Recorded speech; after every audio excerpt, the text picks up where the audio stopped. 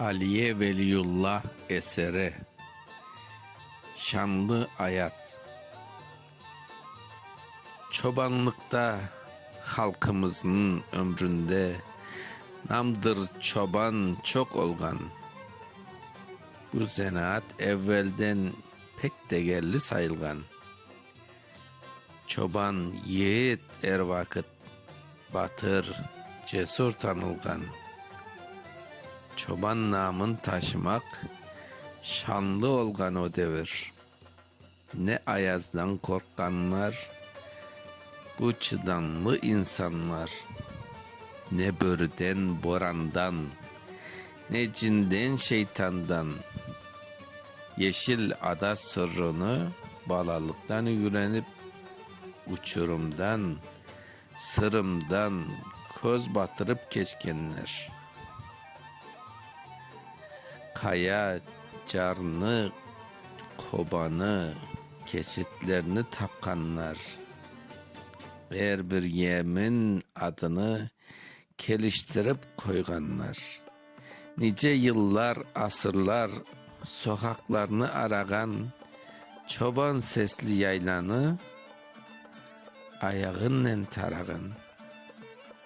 Kökke bakıp bulutka kele yatkan afatını, gün evvelsi sezgenler uzak köyde ayttırıp halka haber vergenler. Çobanlıklı şenlikte yoktur eken akranı, kavalları incecikten sırla eken yırlarını.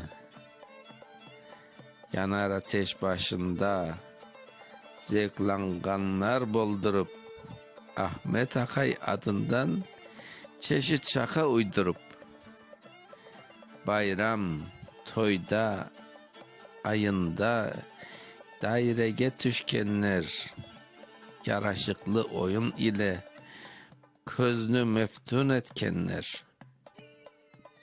Böyleceyin toyların sefa akşamında asıl olgan belki de meşhur çoban oyunu. Kırım Tatar halkının canlı tarih ömrü endi çoktan bekimin çobanlıkta yürgeni.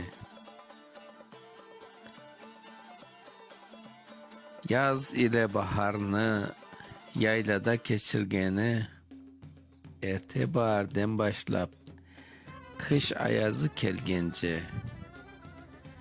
Bekir yüre yaylada babasından beraber, Vahap Akay sınay ora, çeşit işler buyurup kerek yerde bere ona.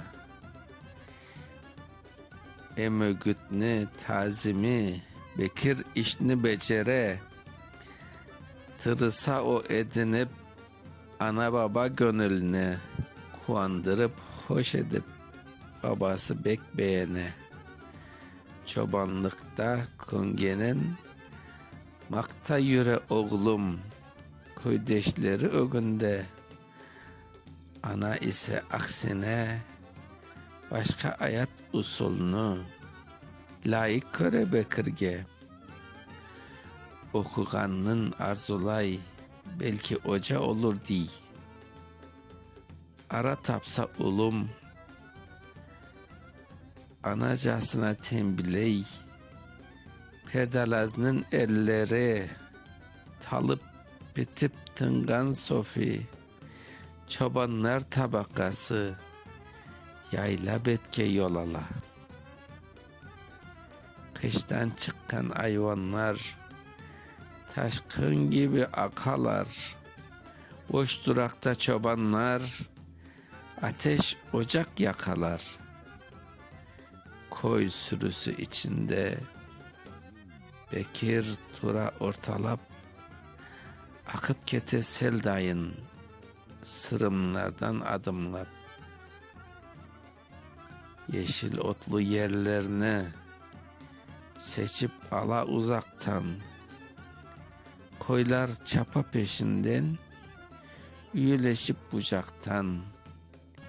Koylar kozlap başasa Çoban işi kızışa, ulacıklar kozular, toktamadan mandraşa, Bekir seve olarını, beyaz çıkım karam dep, basa sıcak bağrına, soğuk elden korşalap.